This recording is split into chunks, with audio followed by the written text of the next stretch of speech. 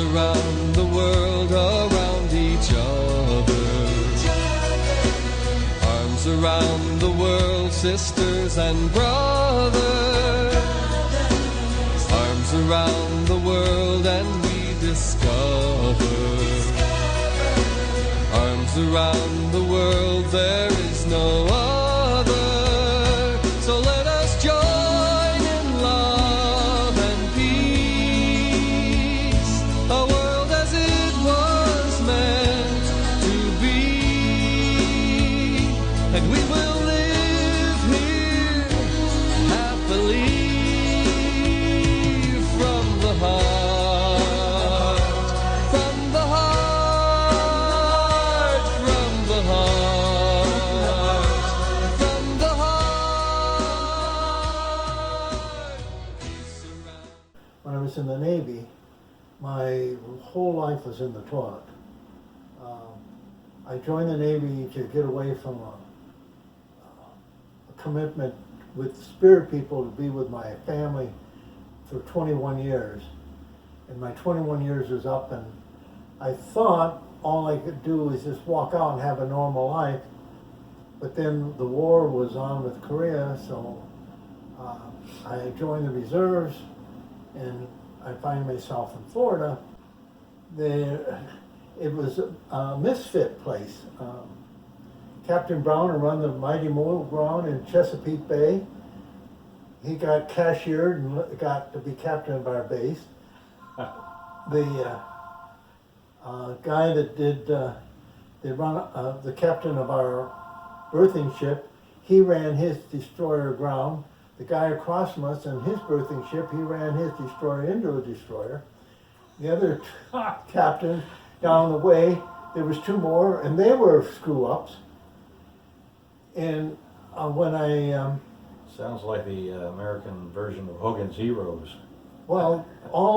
if you screw up, they sent you to either Texas, there was a place in Texas for a mothball fleet, or the other one was ours. Mm-hmm. So all the screw-ups go there. And when I was up in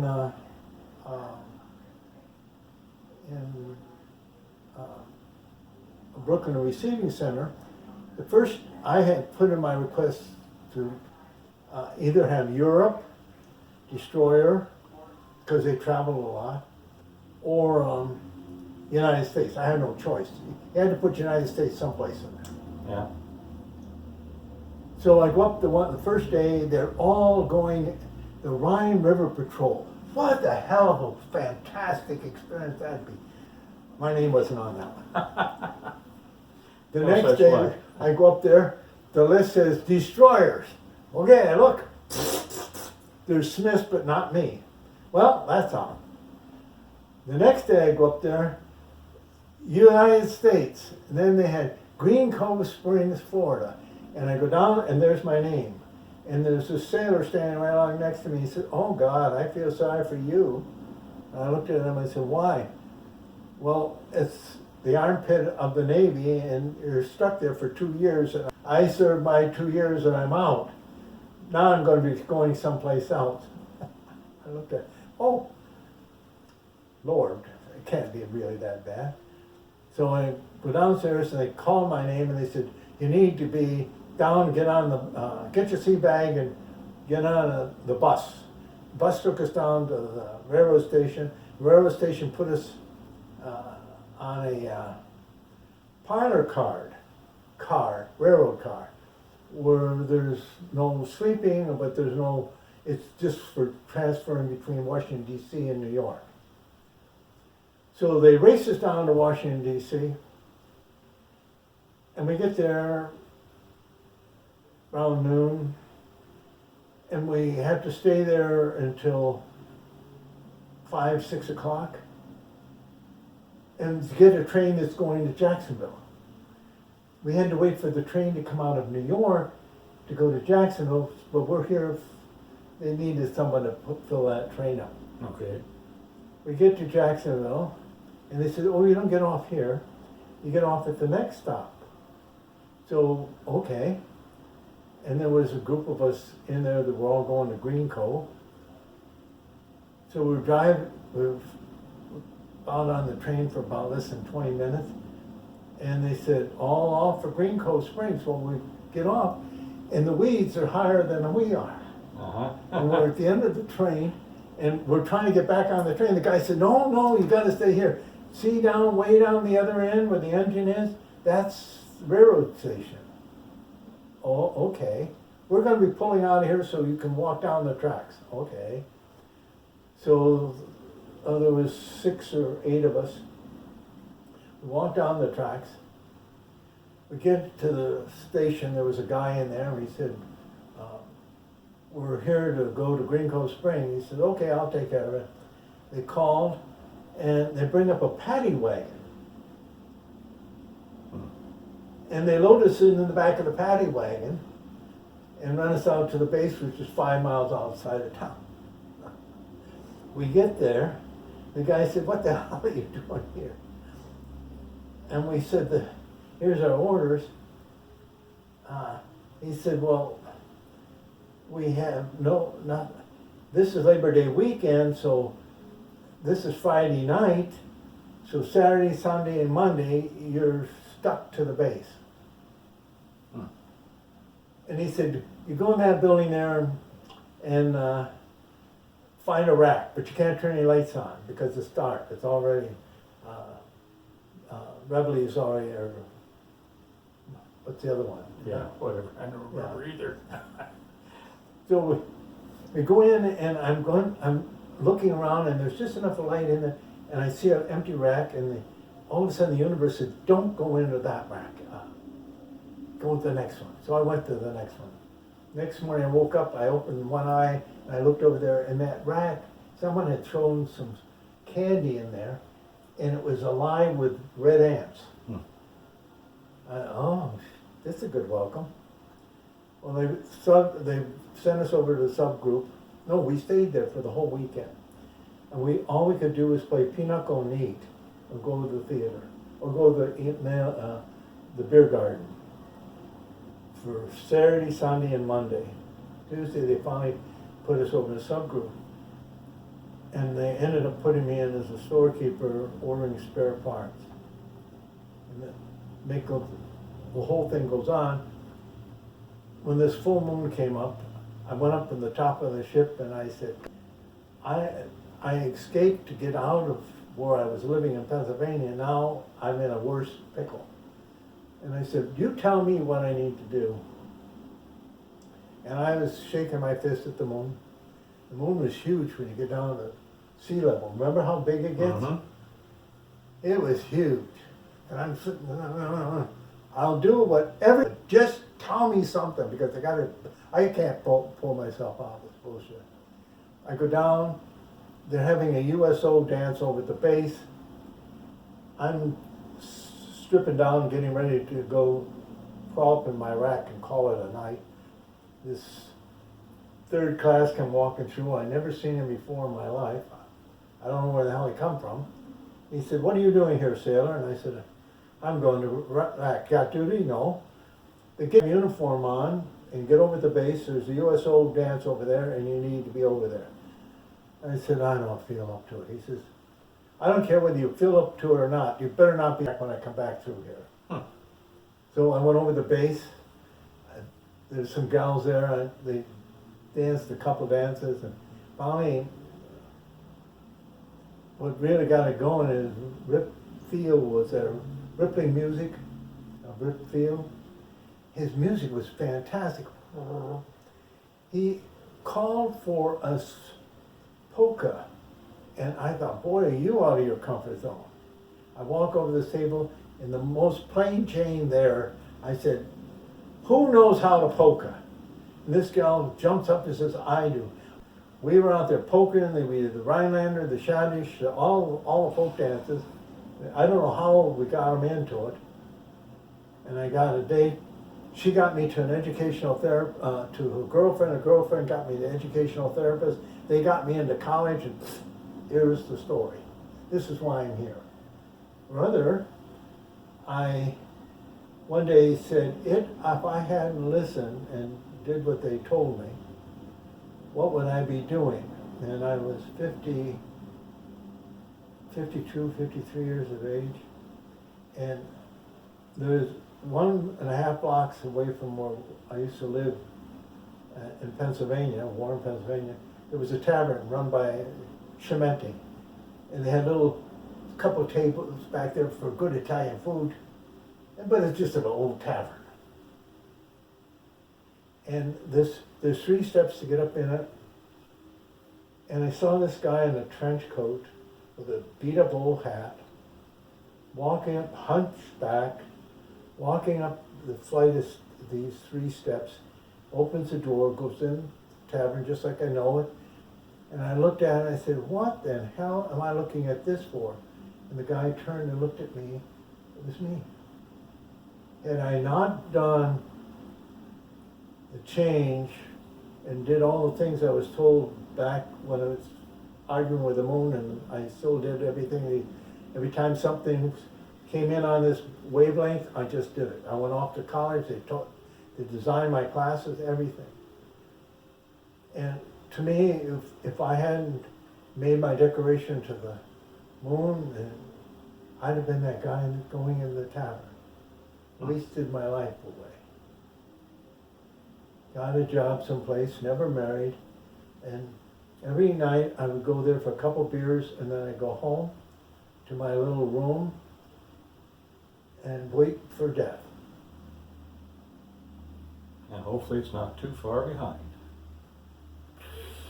That'd be a very boring, not very Yeah. effective lifetime. Oh yeah. I'm by the look on my face, in the way I was dressed, in the way my posture was, I was ready for anything.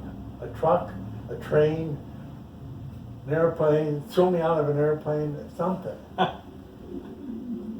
So I'm kind of thinking the full moon is going to be up there, and this is our last time to say goodbye to everything in our past. It doesn't fit us. What do you want to carry into 21? Here's a full moon. I can dump all my garbage on it, get all ready to come back to 2021. And when I walk through that gate in 2021, I'm a free agent. I'm not going to live in my past. I'm going to live in my future. Yes, that's probably the key element so far in our conversation, living in the future, Yes. getting out of the past. So we got to get rid of the past. We want to live in the future, and how to get there is say goodbye to the past. Don't bury it. Get rid of it. You know, last night, Casey had a full moon ceremony in the tarot group.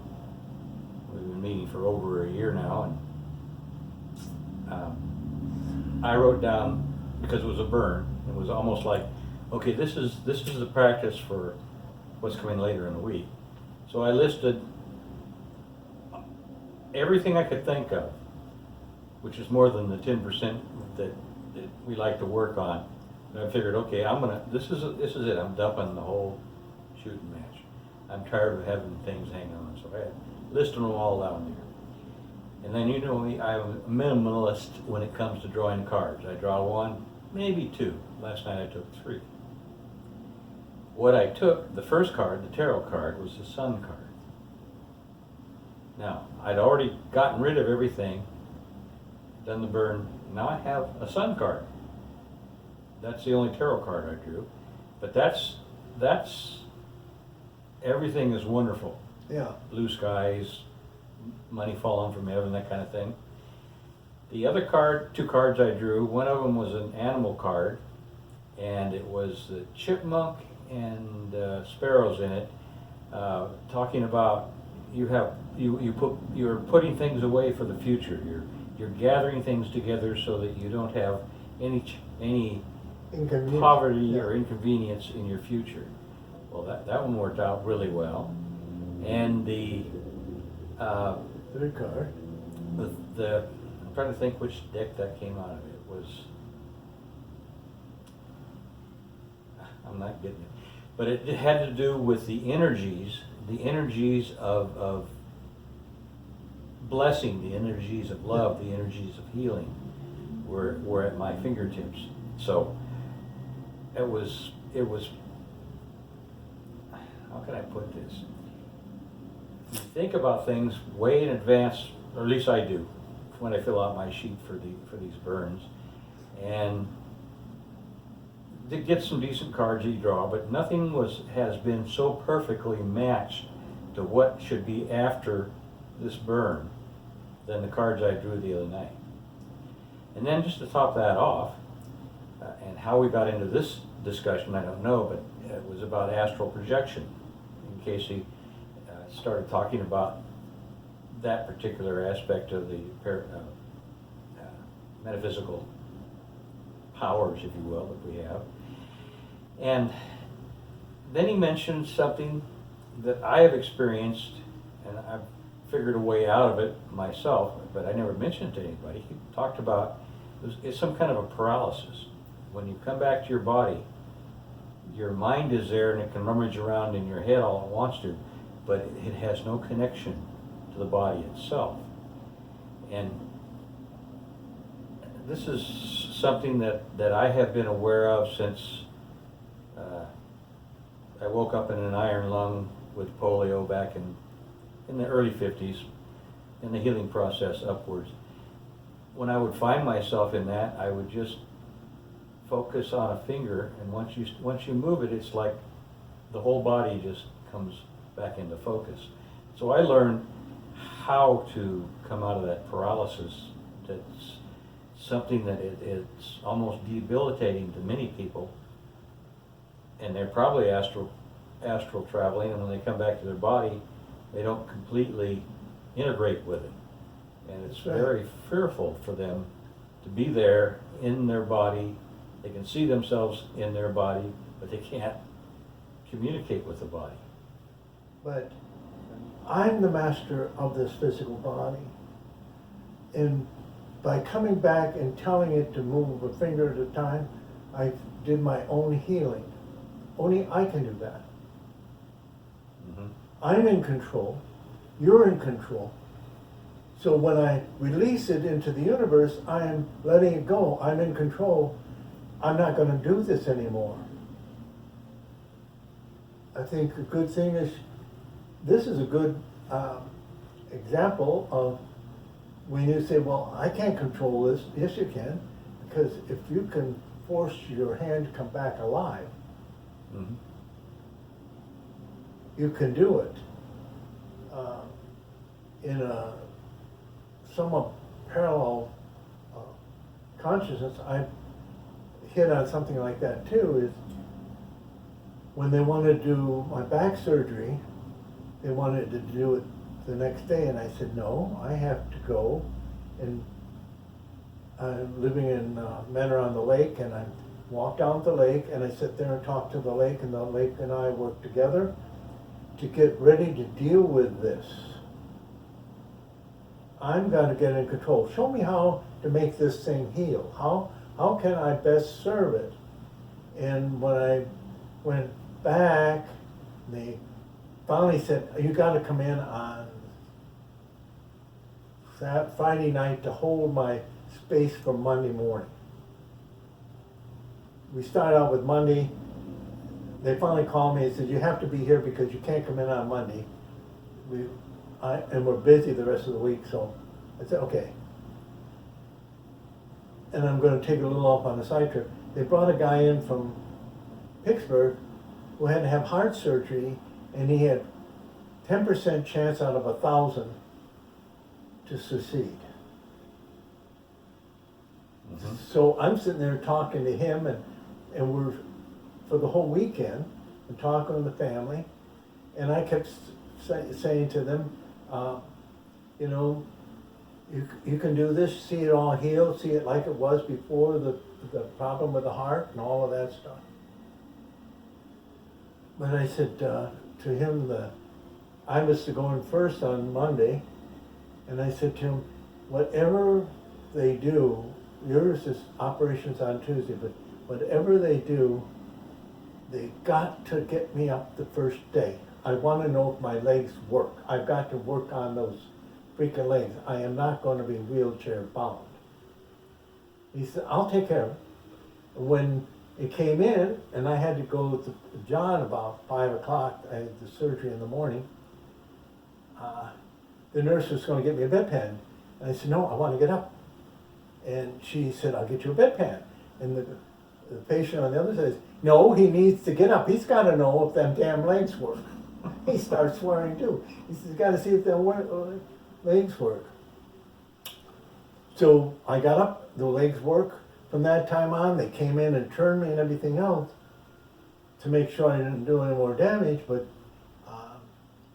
they worked. Well, when he went into the surgery and he came back, it was interesting. His family was sitting in the room, and the conversation is, we're visualizing Dad as he was when we first got married. Strong heart. They came back. He was discharged on a Friday. They've never done that before. They did the whole heart adjustments and sewed him up and everything else. He said, you're ready to go back to Pittsburgh. We don't understand it, but you're healing too fast. But see, the whole family bought in it too, along with him, and I'm sitting there playing on him. The following Monday, I was out of the hospital. The following Monday, Joe and I were hiking up in the woods. It's doing the same thing, and I think you have to, someone else besides me keep talking about it, is start commanding. My body wasn't functioning, so I command it to function. And one finger at a time until I took back my ownership. Mm-hmm. No disease is greater than I.